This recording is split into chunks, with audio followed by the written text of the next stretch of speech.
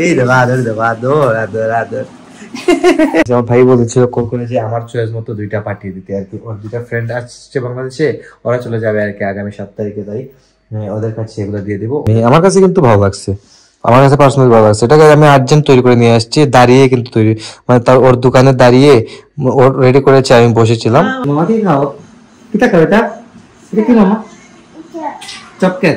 ও guys ধীরে ধীরে কথা বলা শিখতেছে। Hello everyone, good morning, welcome to my new blog. কেমন আছেন আপনারা সবাই? আশা করছি আপনারা সবাই ভালো আছেন, আমি ভালো আছি। তো চলে এলাম নতুন একটা ভিডিও নিয়ে আপনাদের সামনে। গাইস গতকালকে ছিল সরস্বতী পুজো, তো সরস্বতী পুজো উপলক্ষে আমি কোনো শুটই নিতে পারিনি গাইস। সারাদিন আমি দোকানে ছিলাম, কারণ হচ্ছে কি যে আমাদের যে ঠাকুরদা দোকানের, উনি কিন্তু সারাদিন পুজোতেই ব্যস্ত ছিলেন, তাই ঘুম থেকে উঠে আমার যেতে হয়েছিল দোকানে, আর সারাদিন আমার দোকানে ডিউটি করতে হয়েছে, তাই আমি পুজোতে কোথাও বের হতে পারি নাই। শুধু রাত্রে দোকান ক্লোজ করে গিয়েছিলাম স্বাক্ষরদের মন্দিরে একটা দেখা দিতে, কারণ আমার ভাই তারা পূজা করছিল, আমি যাই নাই। তো এক দেখা দিয়ে কিন্তু আমি এসে গেছি, তাও একটা ছবিও আমি তুলেছি, যা আমি স্টোরিতে দিয়ে দেবো, আপনারা দেখে নিয়েছেন অলরেডি। যাই হোক, তো এখন সরস্বতী পূজার পর দিন আজকে বিসর্জন হয়ে যাবে। তো আগে ছোটবেলা গাইস অনেক এনজয় করতাম কিন্তু আমরা পুজোর সময়, মানে ছোটবেলা তো এগুলো তো বাচ্চাদের পূজা, বিশেষ করে স্টুডেন্টরা এই পূজাটা করে, তো অনেক আমরা এনজয় করতাম। আজকের দিন, গতকালকের দিন তো মনে করেন যে আমরা ঘরেই থাকতাম না, যেমনটা স্বাক্ষর এখন করছে। স্বাক্ষর আজকে কিন্তু ঘুরে ঘুরে আসছে, তো সবকিছু শেষ করে আজকে আবার বিসর্জন দেবে আর বিসর্জনে চলে যাবে। তো আমি কিছুক্ষণ আগে ঘুম থেকে উঠলাম, উঠে আবার বাবাকে দোকানে আমি দিয়ে এসেছি।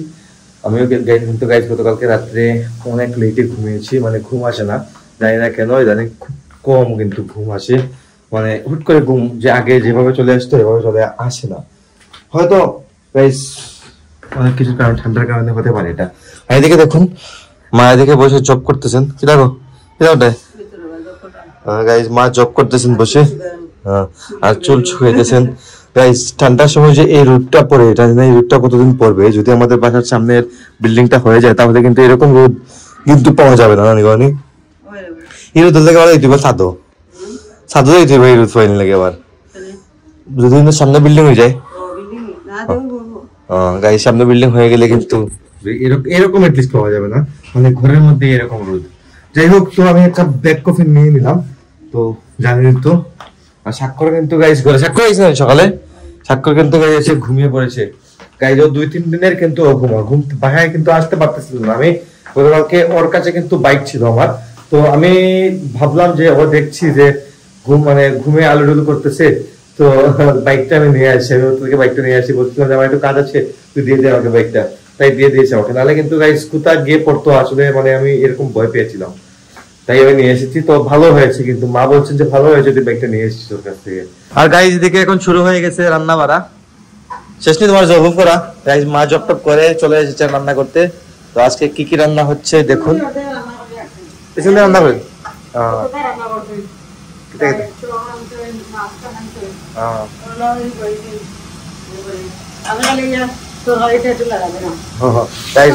রান্না বাড়া কৃষি উনি কিন্তু সেরে নিয়েছেন। তো এটা হচ্ছে ওলকপি ভাজি হচ্ছে তরকারির জন্য, তারপর এটা হচ্ছে করলা ভাজি রান্না হচ্ছে, তারপর টক রান্না হয়েছে, মাছ ভাজি রান্না হয়েছে। তো এগুলা গাইস রেগুলার রুটিন তো এরকমই। তো ওলকপি থেকে রান্না করতে হয়, ওলকপি আর গুলশা মাছ দিয়ে রান্না হবে। এটা কিন্তু ছোট ছোট মাছ কিন্তু খেতে তেমন একটা ভালো লাগে না, বড় মাছ হইলে ভালো লাগে। হ্যাঁ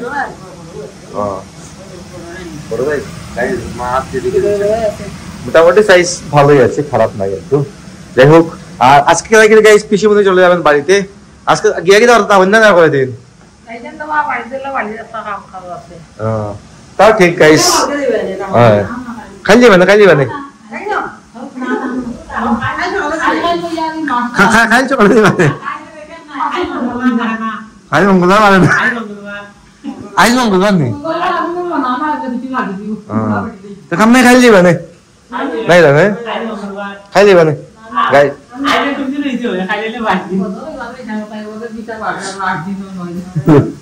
বিছা মারছে গাইস, বলছেন বিছা নাকি বাড়ছে। তো ঠিক আছে গাইস, যেতে তো হবে বাড়িতে, তো গাইস যেতে হবে না, যদি না যান কিন্তু বাড়িতে কিন্তু সবকিছু নষ্ট হয়ে যাবে। মানুষ ঘরে না থাকলে যা হয় আর কি, তো অনেক কিছু নষ্ট হয়ে যায়, তাই বাড়িতে যেতে হয়। আর এদিকে পিছনে আসেন গাইস, আমাদের ভালো লাগে বাসায় আসলে। তো মার লিস্ট মানে একজন সঙ্গী পাওয়া যায় আর কি, মা একজন সঙ্গী পান, হ্যাঁ সঙ্গে সাথে একজন মা পান আর কি গাইস, এটাই আর কিছু না।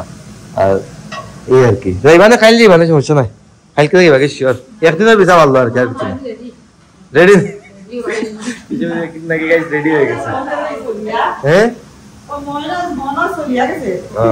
মঞ্চ হয়ে গেছে, হ্যাঁ যাই হোক গাইস চলে যাবেন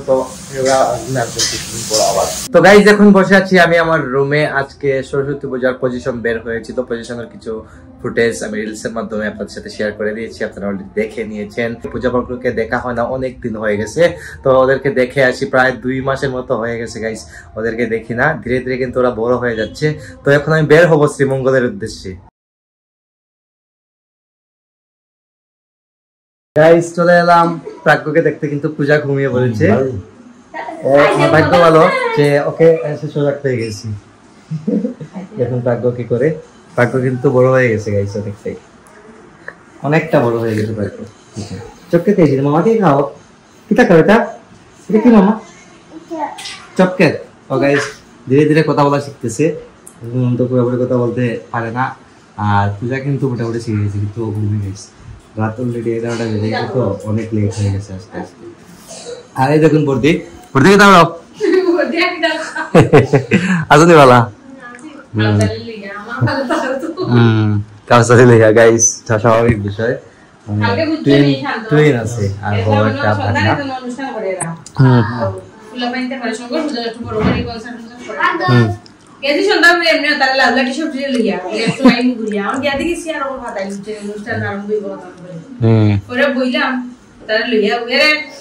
টাকা তো আমি লইয়া গেছি না, বলি টাকা তো না এমনিও তোমার দাদা থেকে 100 টাকা একটা লইয়া গেছি, আর বেগম অনেক খুচরা আছে 40 টাকা, খাওয়াইতে খাওয়াইতে 140 টাকাই শেষ মানে খাওয়াইয়া খাওয়াইয়া বুঝ দিয়ে দিয়ে রাখরা আমি শুনলাম রাখি আইছে একটা গান আরম্ভ হইছে, আইতাই লইছি নুতফা এই আইছি ভাই এখন আজার হইব মানুষ এত মানুষ দিল না। আসালে মামা, আসালে মামা, জানি মামা পজিশন কোন সময় করে দেখুন গাইস, এখন তো একদম নাই দোস্ত, খুবই শান্তশিষ্ট, কিন্তু বড় হয়ে গেলে তো শান্তশিষ্টই হবে ও। আর চঞ্চল প্রকৃতির হচ্ছে একটু পূজা গাইস, দেখুন কি সুন্দর আদর করে, আবার দাও দাদারা আদর দিল, দাদারা আদর, এই তো দাদারা আদর দিলেছি, আমার দাদারা খুব সুন্দর করে আদর দেয়, তারা তো করতেছি মিল প্রচুর, হ্যাঁ খুব বেশি টান তারা দাদা, স্বাভাবিক 2 ভাই তো মামা, এই দেবা আদর দেবা আদর আদর আদর। তো গাইস এখন চলে এলাম বাসায়, আসতে অনেক রাত হয়ে গেছে গাইস, এসে থেকে বাসায় সবাই ঘুমিয়ে পড়েছেন, শুধু মা সজাগ আমার জন্য দরজা খুলে দিলেন। আর শ্রীমঙ্গলে যাওয়ার প্রথমত মেইন কারণ হচ্ছে গাইস যে ভাইয়ের জন্য আমি 2টা চশমা অর্ডার করেছিলাম, চশমাটা এসে গেছে, তো ভাইকে কানাডাতে পাঠাতে হবে, আর্জেন্ট বলেছে যে ওকে চশমাটা সেন্ড করতে হবে আর কি, ওর চশমা নাই গাইস ভেঙে গেছে একটা, তো ওর জন্য 2টা চশমা আমি অর্ডার করেছিলাম, ওটা চলে এসেছে। শ্রীমঙ্গলের একটা দোকান থেকে আমি সবসময় চশমা আনি, আমার ভালো লাগে, অনেকগুলো কালেকশন ওখান থাকে, তাই 2টা চশমাই নিলাম, 2টা বক্স দিয়ে দিয়েছে অলরেডি। এই দেখুন এটা হচ্ছে একটা না, এটা হচ্ছে ফটোসান গাইস, এটা হচ্ছে ব্লু কাট ফটোসান। তো আমরা ব্লু কাট ফটোসানই সবসময় ইউজ করি, আপনি দেখেছেন সবসময় আমার চোখে থাকে চশমাটা, তো 2টাই ভাইয়ের জন্য, স্বপ্নিলের জন্য নেয়া, স্বপ্নিল সবসময় চশমা ইউজ করে আমার মতো আর কি। যাই হোক তো ভালো লেগেছে আমার, তোমার কেমন আছে চশমাগুলা? এই দেখছেন না, কইছে ভাই আমার, কইছে ভাই তোর মতো চয়েস মতো আইন লাইছি গাইস। আমার ভাই বলেছিল কল করে যে আমার চয়েস মতো 2টা পাঠিয়ে দিতে আর কি, ওর 2টা ফ্রেন্ড আসছে বাংলাদেশে, ওরা চলে যাবে আর কি আগামী 7 তারিখে, তাই ওদের কাছে এগুলো দিয়ে দিব, ও হাতে হাতে পেয়ে যাবে। তো কেমন হয়েছে গাইস চশমা?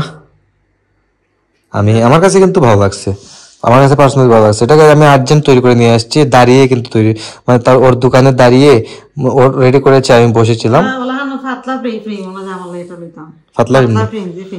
আচ্ছা আচ্ছা গাইস, মা বলছেন যে একদম লাইট ফ্রেমের মধ্যে একটা মায়ের জন্য নিতে, অবশ্যই আমি একটা নিয়ে আসবো মায়ের জন্য।